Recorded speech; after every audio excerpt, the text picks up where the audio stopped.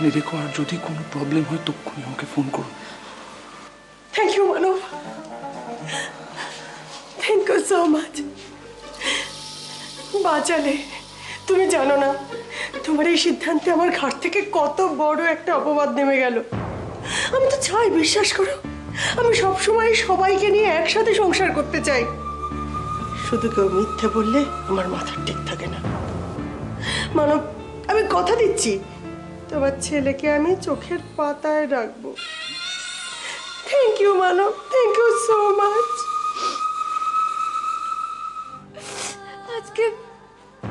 আজকে রাজার মা বলল কালকে যদি অন্য কোনো বাচ্চাকে কাছে ডাকি তাহলে তার মা বলবে, কিন্তু আমি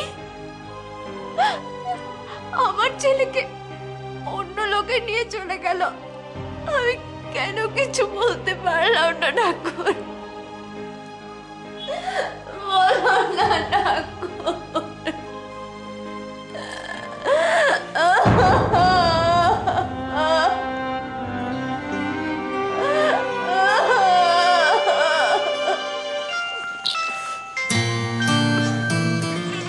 হ্যালো, বলো। কেমন আছো তুমি? কেমন আছো তুমি? মানো, তুমি এমন করছো না যেন মনে হচ্ছে আমি তোমাকে ছেড়ে বিদেশে চলে গেছি। উফ, সত্যি।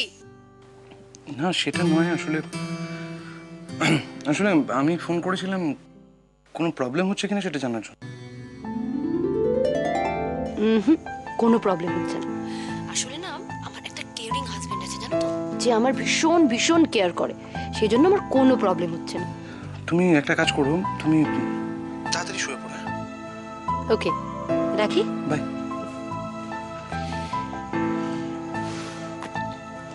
মাঝে মাঝে না বোঝা যায় না যে তুই বড় না তোর বাবা বড়।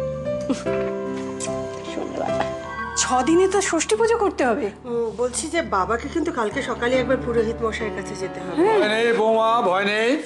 ঠাকুর মশাইয়ের সঙ্গে কথা হয়ে গেছে, উনি বলেছেন ওই মন্দিরে গিয়ে পুজো দিলেই হয়ে যাবে। বাড়িতে এখন আর এসব নিয়ে কেউ ঘটা টটা করে না। মন্দিরে গিয়ে পুজো সে আপনারা যা ভালো বুঝবেন করবেন। আপনারা যত নিশ্চিন্ত হবেন আমিও ততই নিশ্চিন্তে থাকবো। টেনশন নিতে কারই বা ভালো লাগে বলুন?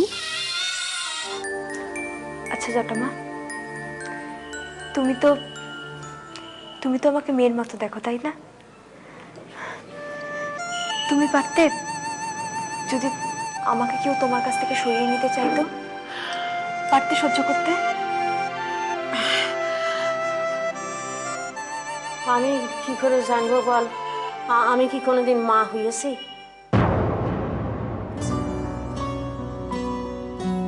তুমি কিন্তু আমার কথাটা এড়িয়ে যাচ্ছ।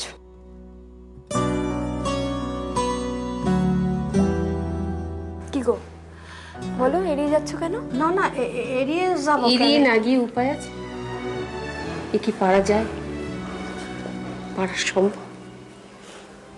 তুই পেরেছিস,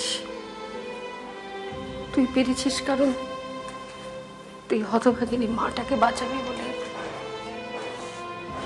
এরকম ভাগ্য যেন হাজার শত্রু না হয়।